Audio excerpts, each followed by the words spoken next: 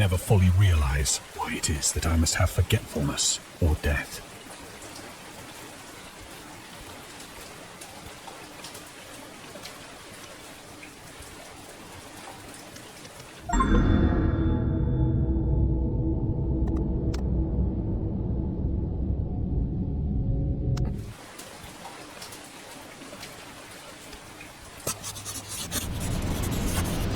It was in one of the most open and least frequented parts of the broad Pacific that the packet of which I was supercargo fell a victim to the German sea raider.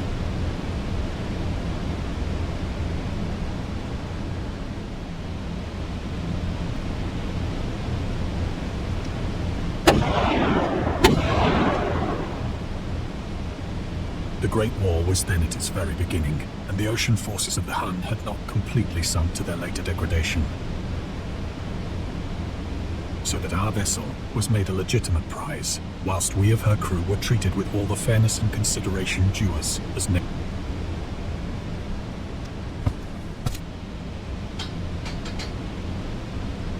So liberal, indeed, was the discipline of our captors, that 5 days after we were taken, I managed to escape alone in a small boat with water and provisions for a good length of time.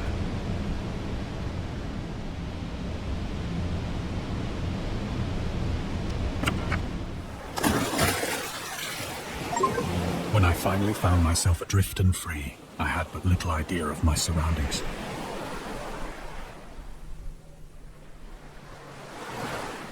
Never a competent navigator, I could only guess vaguely by the sun and stars that I was somewhat south of the equator. Of the longitude, I knew nothing, and no island or coastline was in sight.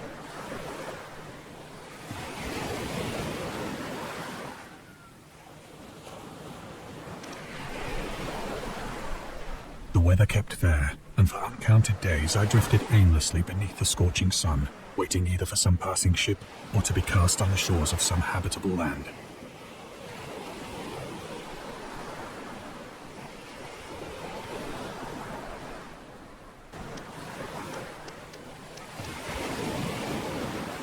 But neither ship nor land appeared, and I began to despair in my solitude upon the heaving vastness of unbroken blue.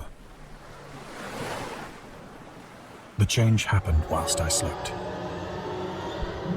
Its details I shall never know. For my slumber, though troubled and dream-infested, was continuous.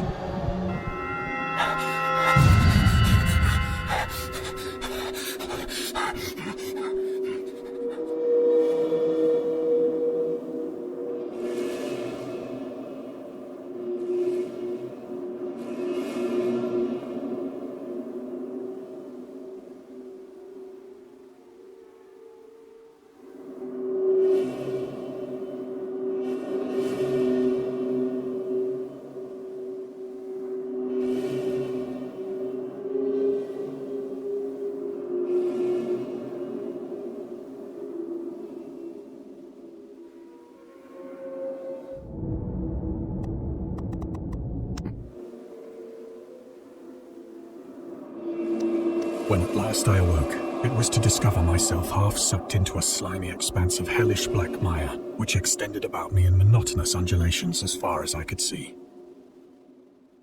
and in which my boat lay grounded some distance away. Though one might well imagine that my first sensation would be of wonder at so prodigious and unexpected a transformation of scenery, I was in reality more horrified than astonished. For there was in the air, and in the rotting soil, a sinister quality which chilled me to the very core. The region was putrid with the carcasses of decaying fish, and of other, less describable things which I saw protruding from the nasty mud of the unending plain. Perhaps I should not hope to convey in mere words the unutterable hideousness that can dwell in absolutes. There was nothing within. The sun was blazing down from a sky which seemed to me almost black in its cloudless cruelty, as though reflecting the inky marsh beneath.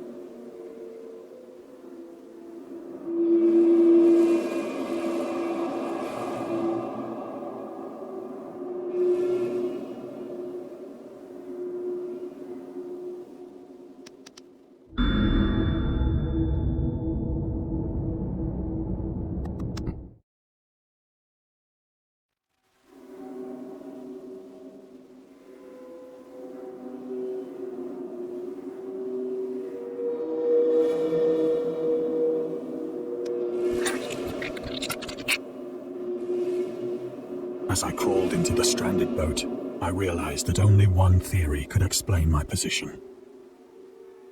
Through some unprecedented volcanic upheaval, a portion of the ocean floor must have been thrown to the surface, exposing regions for which innumerable millions of years had lain hidden under unfathomable watery depths. So great was the extent of the new land which had risen beneath me that I could not detect the faintest noise of the surging ocean, straining my ears as I might. Nor were there any seafowl to prey upon the depth.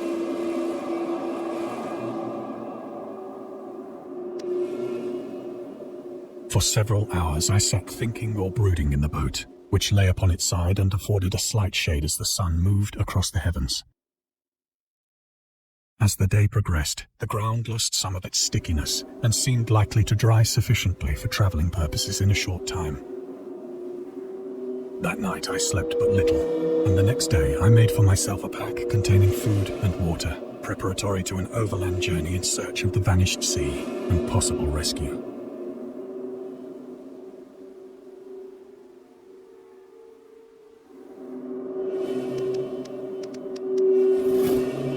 On the third morning, I found the soil dry enough to walk upon with ease. The odor of the fish was maddening, but I was too much concerned with graver things to mind so slight an evil, and set out boldly for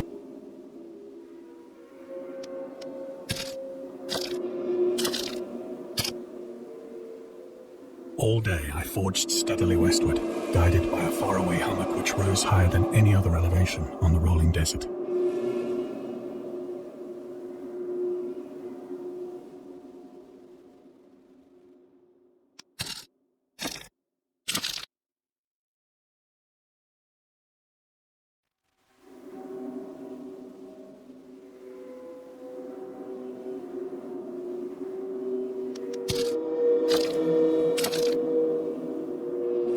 That night, I encamped, and on the following day still travelled toward the hummock, though that object seemed scarcely nearer than when I had first espied it.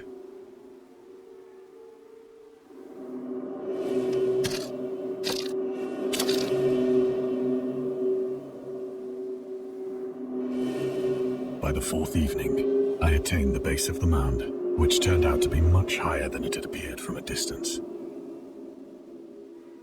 An intervening valley setting it out in sharp relief from the general surface.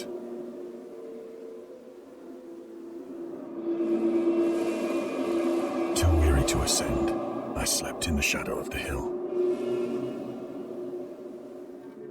I knew not why my dreams were so wild that night, but ere the waning and fantastically gibbous moon had risen far above the eastern plain,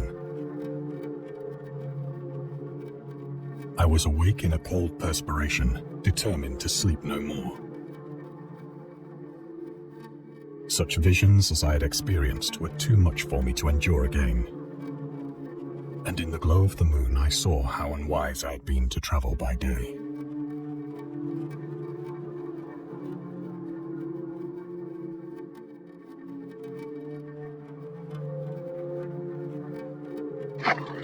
Without the glare of the parching sun, my journey would have cost me less energy. Indeed, I now felt quite able to perform the ascent which had deterred me at sunset. Picking up my pack, I started for the crest of the eminence. I have said that the unbroken monotony of the rolling plain was a source of vague horror to me. But I think my horror was greater when I gained the summit of the mound and looked down the other side into an immeasurable pit or canyon, whose black recesses the moon had not yet soared high enough to illumine. I felt myself on the edge of the world, peering over the rim into a fathomless chaos of eternal night. Through my terror ran curious reminiscences of Paradise Lost, and of Satan's hideous climb through the unfashioned realms of darkness. As the moon climbed higher in the sky, I began to see that the slopes of the valley were not quite so perpendicular as I had imagined.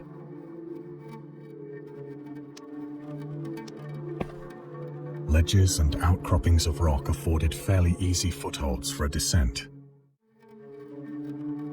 whilst after a drop of only a few hundred feet, the declivity became very gradual.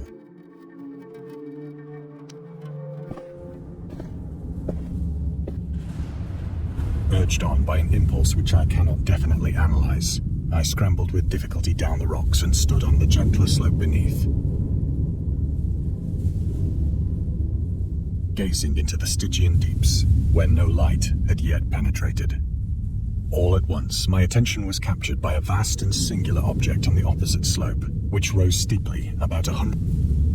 An object that gleamed whitely in the newly bestowed rays of the...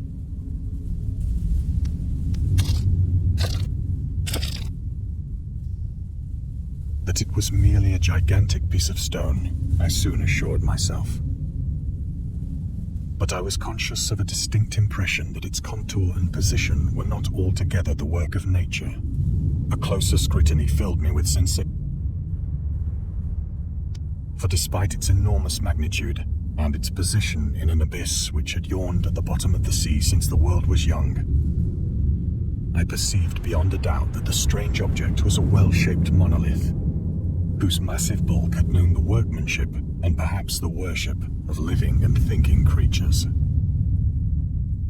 Dazed and frightened, yet not without a certain thrill of the scientist's or archaeologist's delight, I examined my surroundings more closely.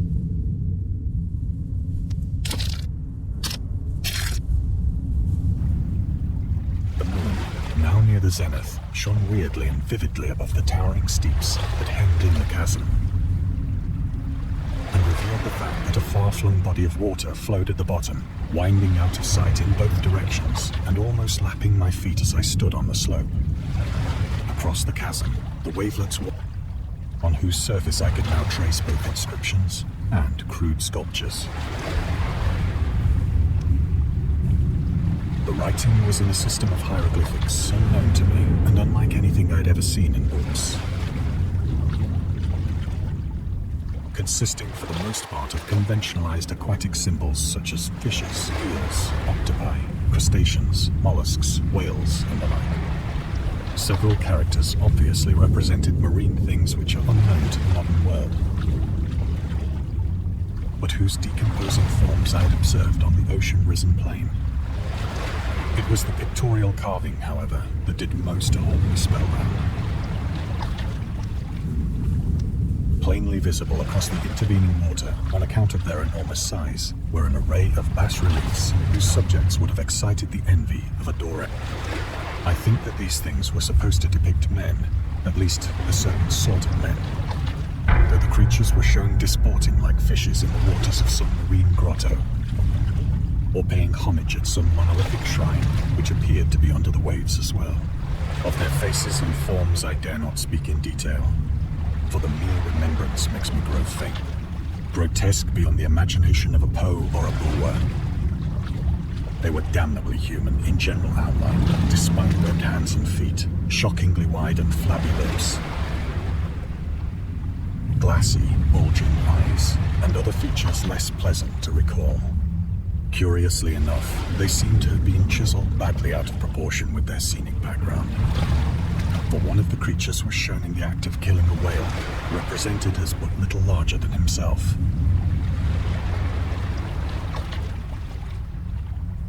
I remarked, as I say, their grotesqueness and strange size, but in a moment decided that they were merely the imaginary gods of some primitive fishing or seafaring tribe. Some tribe whose last descendant had perished eras before the first ancestor of the Piltdown or Neanderthal man was born.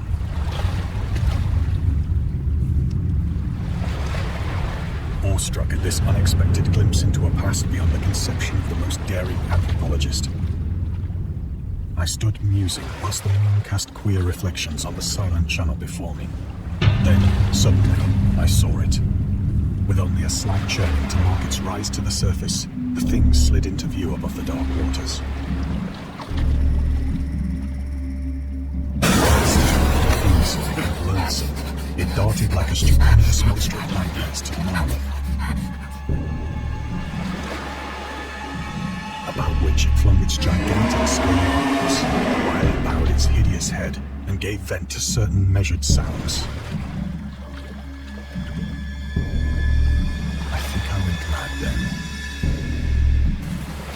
Of my frantic ascent of the slope and cliff, and of my delirious journey back to the stranded boat, I remember little.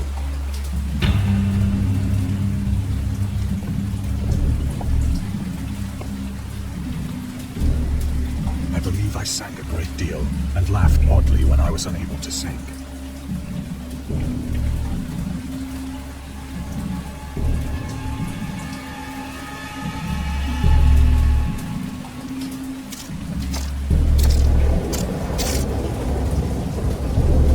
I have indistinct recollections of a great storm sometime after I reached the boat.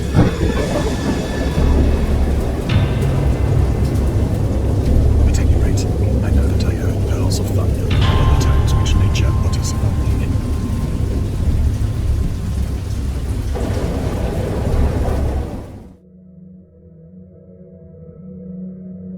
When I came out of the shadows, I was in a San Francisco hospital. Brought thither by the captain of the American ship which had picked up my... In my delirium, I had said much, but found that my words had been given scant attention. Of any land upheaval in the Pacific, my rescuers knew nothing. Nor did I deem it necessary to insist upon a thing which I knew they could not believe.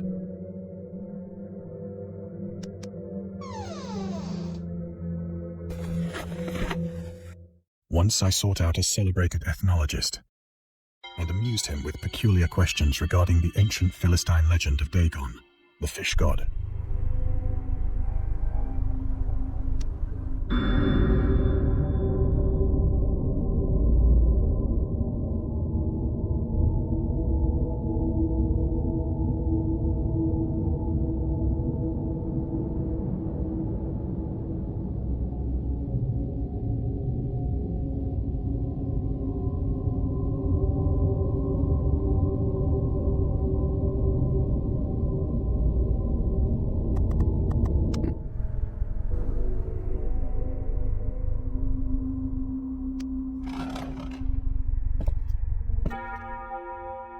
But soon perceiving that he was hopelessly conventional, I did not press my inquiries.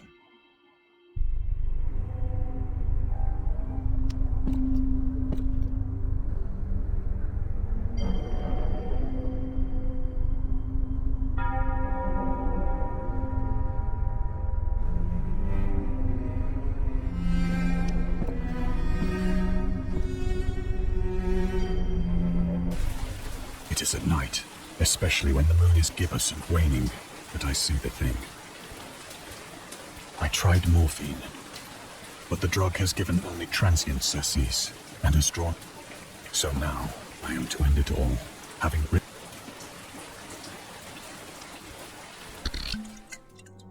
Often I ask myself if it could not all have been a pure phantasm, a mere freak of fever as I lay sun-stricken and raving in the open boat after my escape from the German man-of-war. This I ask myself, but ever does there come before me a hideously vivid vision in reply. I cannot think of the deep sea without shuddering at the nameless things that may at this very moment be crawling and floundering on its slimy bed, worshipping their ancient stone idols and carving their own detestable likenesses on submarine obelisks of water-soaked granite. I dream of a day when they may rise above the billows to drag down into their reeking talons the remnants of puny, war-exhausted mankind. Of a day when the land shall sink and the dark ocean shall ascend amidst universal pandemonium.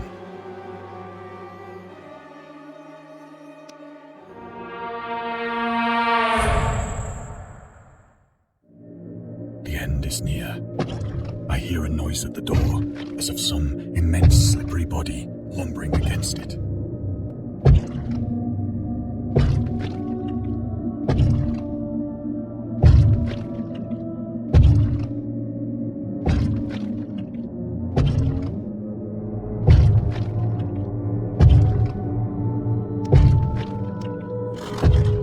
It shall not find me.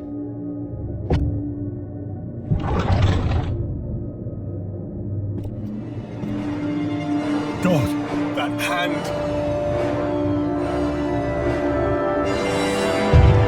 The window! The window!